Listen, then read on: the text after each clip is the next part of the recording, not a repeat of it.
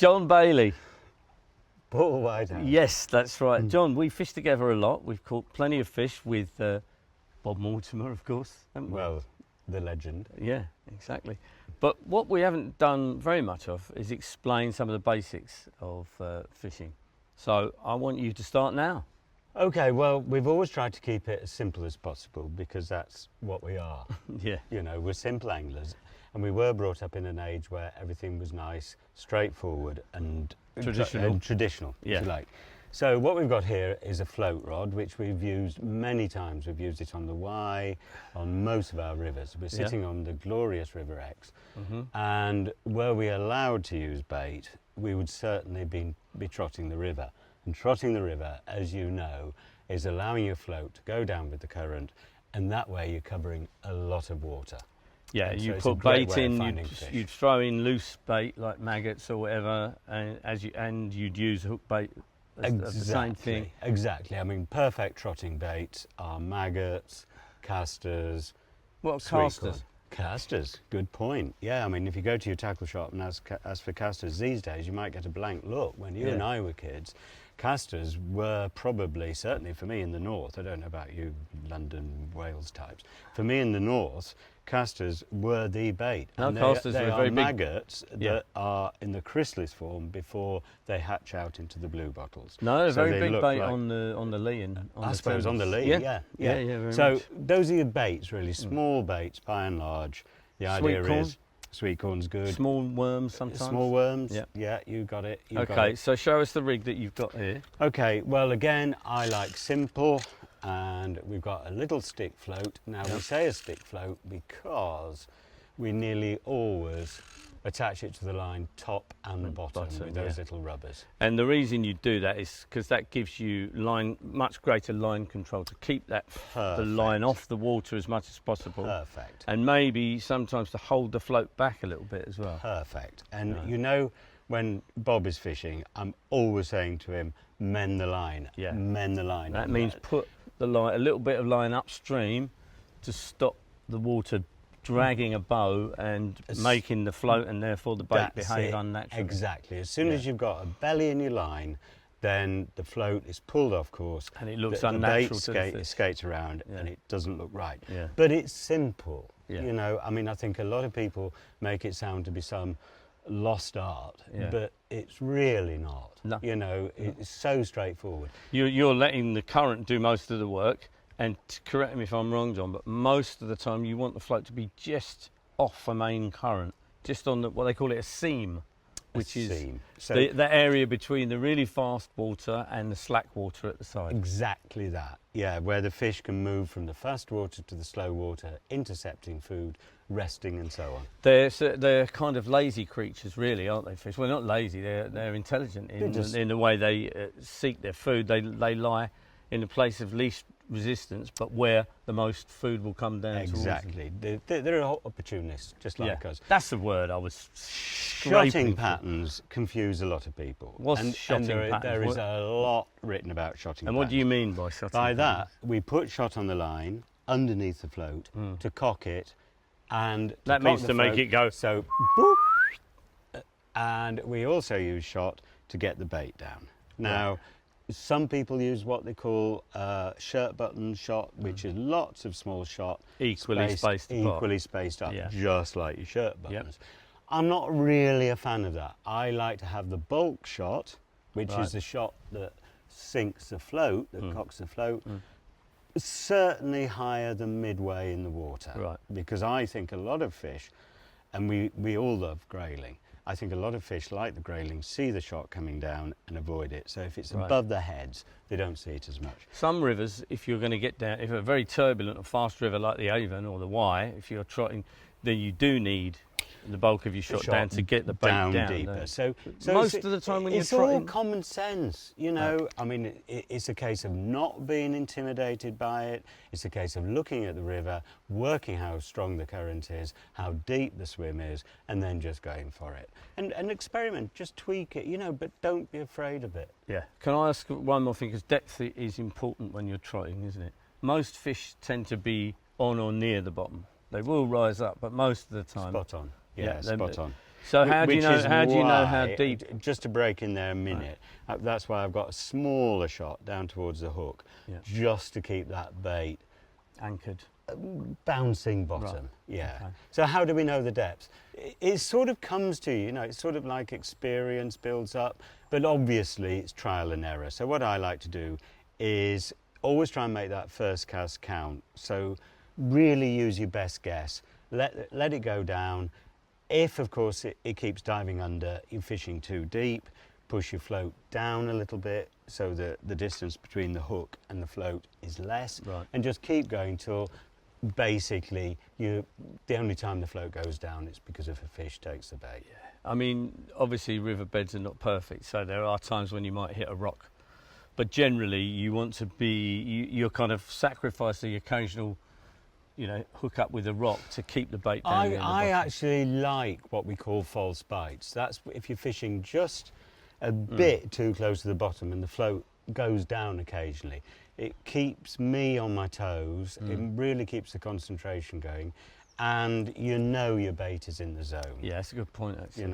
It's a gorgeous way to fish. It's really mobile. It's probably you like fly fishing just more than bait fishing. Possibly. Yeah, it's a toss-up between the two, to be honest. But it's almost like a crossover method, it seems to me, that float fishing like this is very akin to fly fishing. Well, I came back to course fishing and I started by trotting for grayling, which is exactly what we're going to demonstrate here. You've got there, John, that reel. Let's talk about the reel. It's a centre pin reel.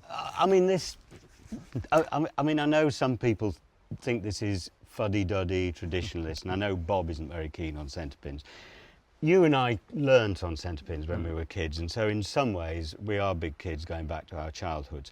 My feeling is that you cannot really trot a river 100% without a centre pin. We've got a fixed spool here to compare, which is the sort of reel most people use most of the time. Yeah, I mean, I actually, although I did use the centre pin when I was a kid, I moved pretty quickly onto the fixed spool because you can cast. It's easier, isn't it? Let's be honest. It's easy. You can cast light baits further with a fixed spool. I'm about 6 months older than you. When we were kids, do you remember that bollocks about how you had to teach children to fish with centre pins, and once they were proficient with the centre pin, they could move to the fixed spool reel. Right. So we were stuck with centre pins for ages and ages till I was about 27, and then we were allowed to move to a fixed spool reel. But centre pins do have their place. Oh no, it's a very simple, it's very simple, beautifully engineered little. It's so simple. The so explain the mechanism of the. Well, there's basically nothing to explain. It is really just a spool of line that revolves, and as your float goes down the current, as it trots with the river, the force of the river just pulls the line off, and you don't have to do anything. It is just exquisitely easy. When you get it right and when you're in control, the current will pull the line off, only if it's on the free spooling setting. The free spool. So there's check and there's free spool. And the check gives you the line a bit of resistance because there is a danger with the centre pin. If you're not in control of it, it will overrun and line will spool off and create the world's greatest tangle. Which is great. You've got a swim full of fish and you sit there with a bird's doing nest. A bloody enormous bird's nest. But when you get it right, it's all about practice, it's all about building up. When you get it right, it's just it's a lovely method. But I'm going to sing the praises of the fixed spool reel. The reason that it's called a fixed spool as opposed to the centre pin is that the spool on this doesn't revolve at all. But what happens is it has this thing here, which is called a bail arm, and that clicks over like that, catches the line, and when you wind, it places the line on the spool like that. The spool itself doesn't revolve, the mechanism and the bail arm does the winding for you. But what's the advantage of this, John Bailey? I'll tell you what it is. If I had this set up, I could cast much further than you can with a centre pin. It's dead easier to cast. And in some ways, if there's one lesson I think people would take away from this little natter of ours, it's this, and it's the clutch. Yes. It's that thing. Yeah. Now, if you're playing a fish on a centre pin, the fish rushes off and you keep your thumb on the spool, and so you are acting as the clutch. Yeah. With a fixed spool reel, it's all down to mechanism, and the looser that is set, you got it. It's on. the looser that is set, the more easily the line comes off, and the more stiffly that is set, the less line will give. So you are a huge barbel, Mr. Whitehouse, ripping off down the stream. Yep. I would say, and this is the biggest lesson I have ever taught when I go guiding, is set your clutch light rather than stiff, because that is how 95% of fish are lost, because the clutch is too tight and it just goes bang. See, I'm going to do an impersonation of somebody now catching a fish, right? Yeah. Just so. Look. Yeah. Now It's Bob. Wind. Don't whine. Don't wind. So remember the clutch. Think hard about the clutch and keep checking it, because if any fixed spool reel, the clutch becomes stiffer in heat and it becomes stiffer in the cold. So if you've set your clutch in the morning, whether it's summer or winter, just check it every hour or so to make sure it's fairly slack, which I think it should be. Right. And what's fantastic about this light trotting method, John, is you can adapt it for any species practically, can't you? We can fish with grayling, roach, chub. Anything that lives in a river. Yeah. I mean, carp, barbel, chub, perch, roach, dace, minnows. We catch a lot of minnows on the programme. So, come on then. You know, you can't beat the Can you get up? beefy run. Oh, he's up. Right, come on then.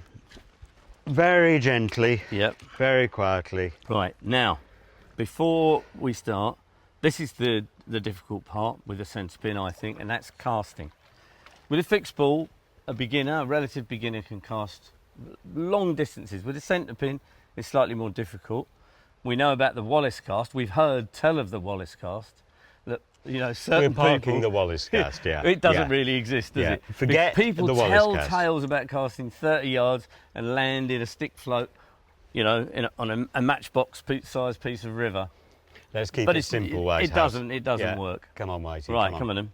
So the other one is the Nottingham cast. That's what it's called. And the idea behind that is that you pull line through the rings off the reel. Now, I'll show you. The first thing, the big deal, is to take the check off. Yeah. So now that spool reel is running free. Is running very free. Be careful, because Be careful. you've got to be in control of that at all times, because otherwise it will just spool off and get into the tangle. So you see, I've taken the check off, and the big deal with centre pins, one of the things you must remember is always to keep your thumb on the spool. When the check's off. On the rim when the check is off. So just let your float dangle in the water. Yep. One pull like that. Again, you'll notice my thumb is on the rim. Sure. Two, like that. Again, you know, dead simple. Yep. Three is almost always far enough. Sure. And then it's just a nice flick out, letting go of the line at the same time. Beautiful. Look And at that. Kisses the far bank. Under the Absolutely canopy. Little beautiful. wave to the canopy So and kissing the far bank. It really is dead simple. Yeah. But do remember, check off and your thumb on the rim. Yeah. That's the bit that, you know, that you lose concentration with for a second, you can be in trouble. Exactly that. So, exactly. But it's, you know, Paul, it's just all practice and doing it. It is, and not it is. being afraid of it, you know? Show me how you wind in, because there are various ways. You can just tap the reel. They're so well engineered, you just tap the reel to get your float back to you once you've let it swim down through the stretch you're fishing. Exactly. So the idea would be that once we've cast the float out, it trots down with the current, so it moves down with the current. You get, say, 25 yards down. Yeah. You can trot for 50, 60, 70, 80 yards, Yeah. but we'll keep it Yeah. simple. Yeah. Let's say 15 to 20 yards. Then you retrieve the float and do all the same thing over again. You might Now, put in a little can bit of wind- bait at that point. Yeah, and you put bait in little and often. Yeah. Now, you can just wind like that, but if you want to look sexy, Yeah. you just sort of You bat it, you yeah. just bat it. Some people, John, I believe, even fish with the line coming off the top there. They do. So it's direct, in fact, do. and it makes sense, doesn't it, really? It does, but it's another complication. Yeah, exactly, that's the complication. Okay, so why don't you demonstrate another cast and just, perhaps we'll see how you control the float through the swim, yeah? So, third pull, and then as soon as that float lands, now hold it like that, make sure that there's no line on the water, then you can lower your rod, and then you can let the current take over, and the float itself and then you see that is pulling the reel. They're so beautifully made, these reels, that look, a little light float like that, and it just let's pulls say it off. God is smiling on us, Whitey, and the float goes under. And then what do you do? What Show you me. do, bang on the rim and strike. Yeah. And then fish, you've lost the fish. I've lost a fish, You know, inevitably. Inevitably they come off, and so you get it back in and we start again. There we are, John, what a lovely method. That's and thanks for explaining some of the basics and mysteries of trotting. We like to keep things simple because we like to do traditional methods. The fish haven't changed, only anglers. So it's lovely to fish with this method, and thank you very much. I've enjoyed every minute of that. John, bless you. Right, ready? Here we go. Off we go. Come on. Bob, you don't seem very happy. What's the matter? Huh? You seem a bit down. Yeah, I'm a bit down actually. Yeah. What about if they liked or subscribed to Bob and Paul's YouTube channel? Would that cheer you up a bit? Yeah, that would help a bit. A little bit, yeah. Yeah. Well, there you go then. See if you can cheer Bob up a little bit by liking and subscribing to our YouTube channel. I might even get out of bed.